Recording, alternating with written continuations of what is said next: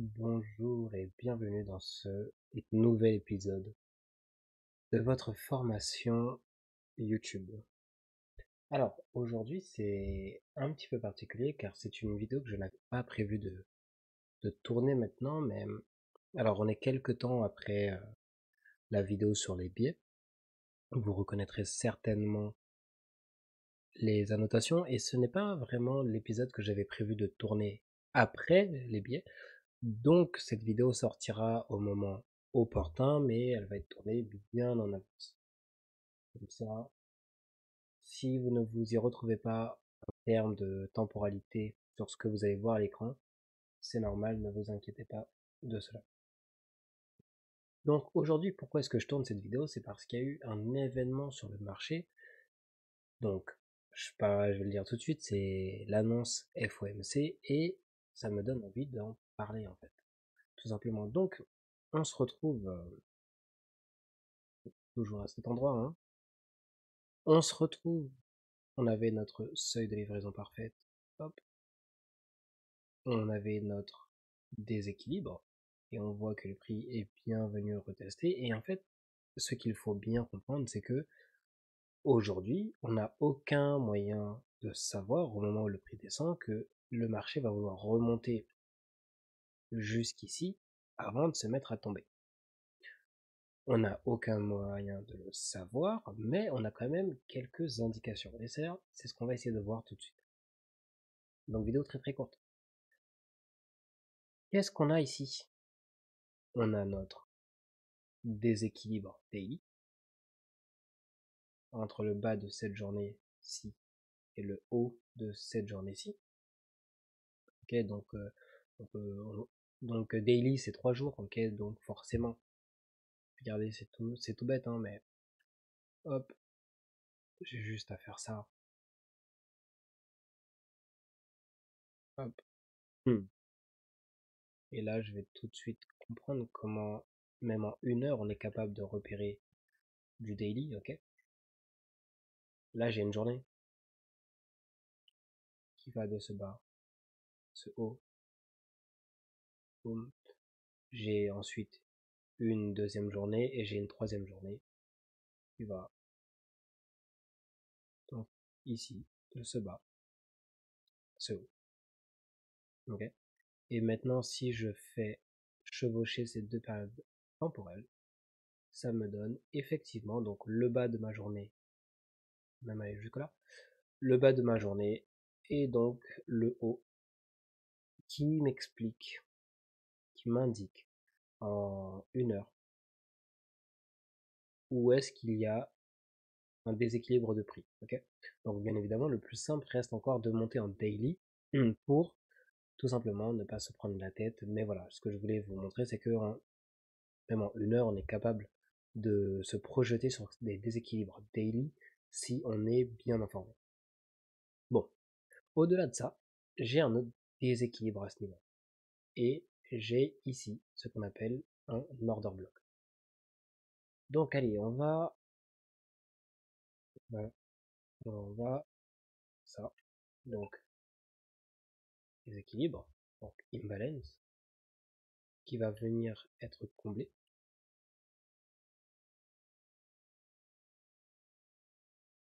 Donc ici, je peux l'appeler, moi je vais rester sur un imbalance, mais on pourrait aussi l'appeler FVG.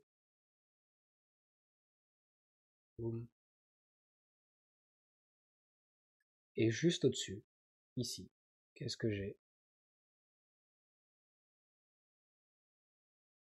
Mon petit order block qui va être testé jusqu'à son haut. Okay. Et autre chose que j'aurais pu regarder, c'est effectivement, comme cette mèche est plutôt grande, on aurait pu l'observer. Okay, mais mon attention ne va pas se porter sur ça. En fait, le thème que je veux dire, c'est que souvent on vous dit, vous ne pouvez pas trader, on n'attrape pas un couteau en train de tomber. Okay. Et c'est vrai que si on n'est pas entré ici, c'est très dangereux de vouloir entrer dans ce trade en train de tomber. Néanmoins, on veut éviter les FOMC, mais ça ne veut pas dire qu'on est interdit de trader. Il faut juste savoir comment trader. Et c'est là où je veux parler de cette règle, c'est la règle des 30 minutes. Quand vous avez une annonce économique de type FOMC, vous n'essayez pas de la trader, bien évidemment. Ok, donc là, on pourrait aller plus loin, on pourrait regarder pourquoi c'est tombé. Non, ça, c'est pas ce qui m'importe. Ce qui m'importe, c'est de regarder cette chute. Cette chute, elle est symptomatique. Pourquoi? Parce que 14 heures, j'ai l'heure de mon annonce économique. Ok, annonce économique, je vais retrouver sur Forex Factory. Hop. Ok, donc ici, aujourd'hui, on a 14 heures, donc le FOMC. Okay, je suis en heure de New York aussi sur mes annonces économiques. 14 heures, ça correspond à ce niveau de prix. Hop. FOMC. Ok. Donc, il est très intéressant de voir que 14 heures pile, c'est l'heure où le prix chute. Ok, c'est, voilà. Il y a la news, on tombe directement, personne n'a le temps de réfléchir à savoir pourquoi, comment. Quand on a l'heure de l'annonce, on a le mouvement. Ok, peu importe. Nous, ce qu'on veut, ce n'est pas essayer de aider cette... Pendant que le marché là il est en train de tomber, on va le laisser tomber. On le laisse tomber. Ok. Ensuite, on peut prendre différents types d'indications, comme par exemple le premium et le discount. Donc, je vais me mettre par exemple ici avec mon premium et mon discount. Je vais changer. Pas très visible. On va en prendre un autre. Hop.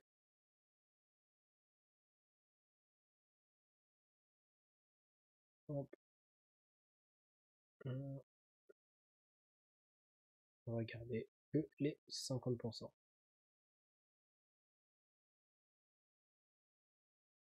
Boum. Voilà. Donc, qu'est-ce qui se passe? Le marché va tomber.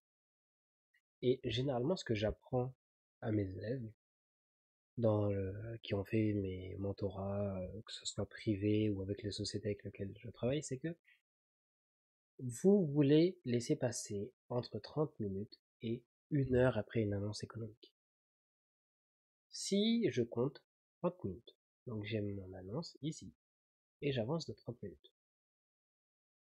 Donc là, je fais avancer les barres, bon, 30 minutes, où est-ce que je suis? Ici.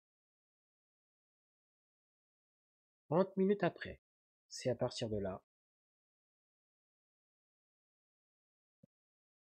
hop, 30 minutes après annonce, c'est à partir de là que j'ai envie de chercher à savoir ce que le marché va faire. Et première indication, le marché tombe, remonte dans les 50%. Et là, vous allez pouvoir me dire, oui, mais là, j'ai pas de... Pourquoi est-ce que j'entrerai ici? Ok? Alors, premièrement, vous avez votre modèle. En vrai, en 5 minutes, ici, on a notre modèle. On peut même voir si j'ai mis en 15 minutes. Ouais. On va dire pendant. Alors ça, je vais le descendre, tout en bas. On va enlever ceci et on va se concentrer sur ce mouvement. Ok? Et on aurait même pu prendre le range entier, hein, c'est exactement pareil. Mais là, je veux me concentrer sur la dernière jambe de. Donc, buy side. Ici, qu'est-ce que j'ai? Market structure shift. Pourquoi? Parce que c'est le swing de la jambe de prix qui pousse pour prendre la buy side avant le retournement. On note que le market shift aurait été ici. Si quelqu'un le cherche. Le market shift très très très agressif, mais malheureusement, souvent vous allez vous faire avoir. Donc, market shift. Market structure shift, c'est lui le vrai qui m'intéresse. le prix tombe, le prix ouvre un déséquilibre ici. Alors comme j'ai déjà écrit imbalance, je vais utiliser l'indication FVG.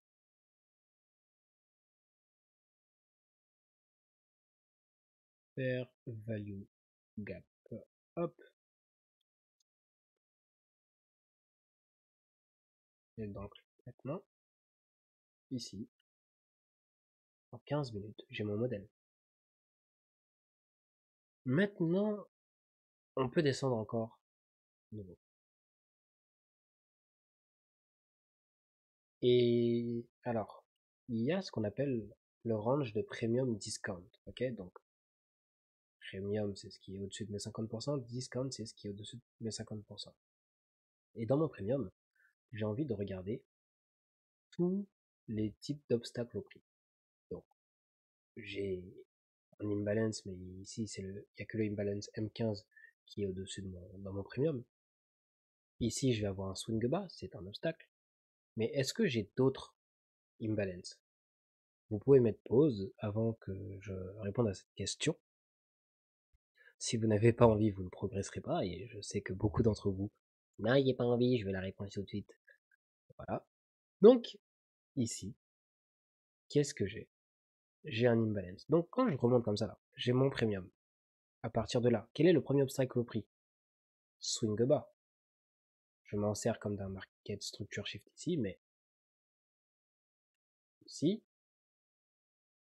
est aussi un point important.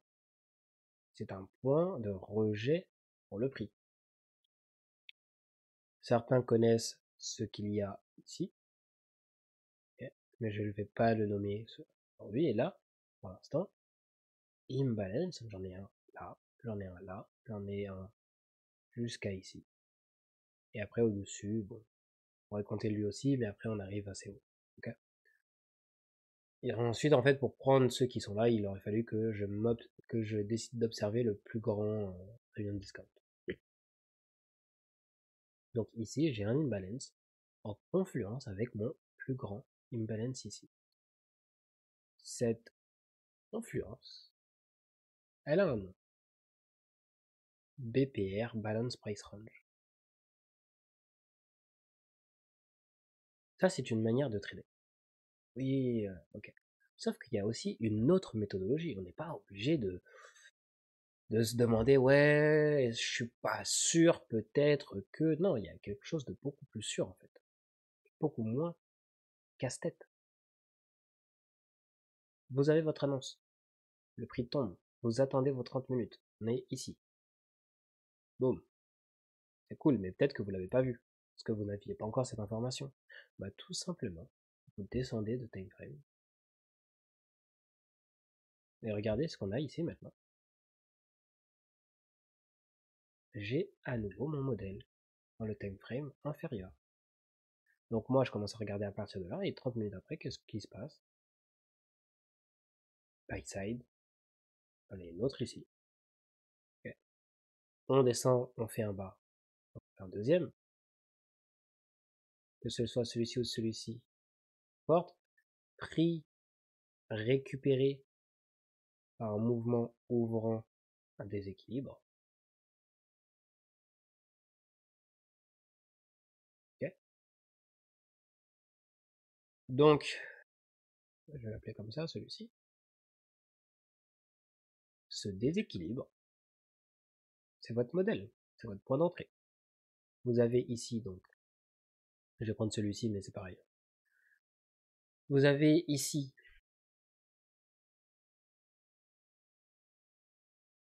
votre market shift. Ici, on n'est pas sur un market structure shift, on est sur un simple market shift.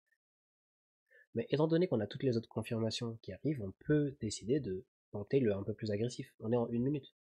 On est en train de chercher un pattern de vente dans une structure déjà vendeuse. Je ne suis pas en train d'attraper l'annonce, le gros de l'annonce, je suis en train d'attraper le calme après la tempête. Si vous n'avez pas confiance en ce modèle ici, il peut vous sembler trop agressif.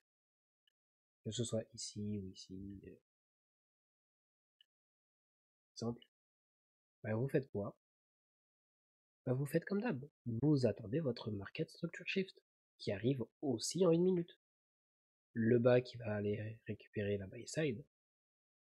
Ok. Donc, ce bas, market, hop, market structure shift. Boum, boum, boum, boum, boum, on ouvre. Donc on a déjà eu un premier modèle, on s'en fiche. On ne le regarde pas. On peut, au contraire, ça peut nous aider à nous dire que, ok, le mouvement est certainement déjà vendeur, mais qu'on attend une confirmation un peu plus forte. Et je répète, j'attends une confirmation un peu plus forte. Je vois ce premier modèle, mais je ne saute pas dessus. On le laisse partir. Boum, boum, boum, boum, boum. Ici, j'ai un premier déséquilibre. Je peux entrer ici, comme je peux entrer ici, si je le désire. Le modèle de base, pour rappel, vous demande pas un retour au-dessus des 50%. Ça, c'est un petit supplément pour comprendre un contexte de marché. D'ailleurs, je peux enlever ça vu que ça fait un peu chargé pour mes yeux. Et donc là, vous avez une première entrée, peut-être vous la voyez pas, hein, c'est possible. En tout cas, vous avez au moins cette entrée-là. Votre entrée, elle est là. Hop. Vous couvrez l'ancien swing haut, ou tous les hauts, c'est comme vous préférez. Je vais le mettre ici. Vous visez le bas de votre première impulsion, si vous le voulez, ou alors, vous le voyez, hein, d'autres objectifs auraient pu être cherchés, comme par exemple ceci.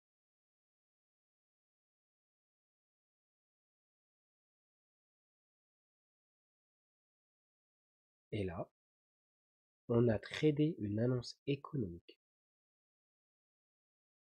sans se mettre en danger. On a juste attendu 30 minutes après et on a quand même profité de l'annonce pour trader. Et lorsque vous avez des annonces telles que celle-ci, vous le savez. Pourquoi? Parce que vous regardez vos annonces économiques, donc vous le savez dès le début de la semaine que cette annonce arrive. Bah, peut-être que cette journée, toute la matinée, vous n'essayez pas de trader, vous observez tranquillement ce que le marché est en train de faire. Vous attendez que l'annonce démarre, vous la observez, une fois qu'elle est partie, vous attendez, vous timez 30 minutes. Si au bout de 30 minutes, vous arrivez à trouver quelque chose, vous le prenez. Si vous n'arrivez toujours pas, parce que le marché vous fait peur, vous attendez 1 heure. Et au bout d'1 heure, où est-ce qu'on est?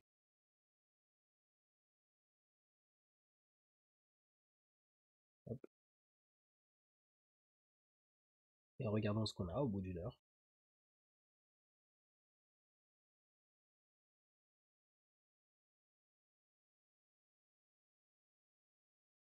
J'arrive 1 heure après. Rien ne m'empêche d'analyser et de voir que le mouvement il est déjà parti. Et à ce moment-là, qu'est-ce que je vais faire? Bon, on part. Hop, remonter dans ce petit déséquilibre. On sait que le mouvement est déjà en route. On peut entrer. Ensuite, encore une fois, libre à vous. Soit d'essayer de protéger seulement ici pour prendre une petite position, soit de vouloir couvrir toute la position. Alors, si vous décidez de couvrir ce petit swing, ok, donc vous prévoyez quand même une marge pour le spread et compagnie. Si vous décidez de couvrir ce petit swing, n'allez pas vous dire je mets 1% ici. Non, misez petit. C'est dans ces moments-là où vous préférez avoir des lots fixes. C'est-à-dire que si en temps normal, entre là et là, vous voulez mettre 1% de risque, bon bah sur un petit retracement comme ça, vous n'allez pas mettre 1%, vous allez mettre peut-être 0,10. En gros, n'essayez pas de profiter que le swing soit si proche pour essayer de trouver une grosse opportunité pour faire un levier important sur vos lots. Non, non, non. Pensez que même ici, le prix il est en train de se détendre et que tôt ou tard, il va venir retracer, qu'il pourrait tranquillement remonter au moins jusque là. Alors là, c'est pas le cas, mais ça aurait pu. Donc prévoyez loin. si vous voulez vous protéger rapidement, ne mettez pas de beaucoup d'argent en jeu, tout simplement, pour le dire différemment. Donc, cette vidéo s'appellera certainement quelque chose comme la règle des 30 minutes. Peu importe le titre que je mettrai, de toute façon, vous le saurez déjà car vous aurez lancé la vidéo. Et bon, bah écoutez, n'hésitez pas à vous abonner si ce n'est pas encore fait. Activez la petite cloche. Donnez-moi de la force comme vous pouvez. Rejoignez le Discord. J'espère qu'il se portera bien d'ici là. Et on se revoit très très vite. Ciao ciao.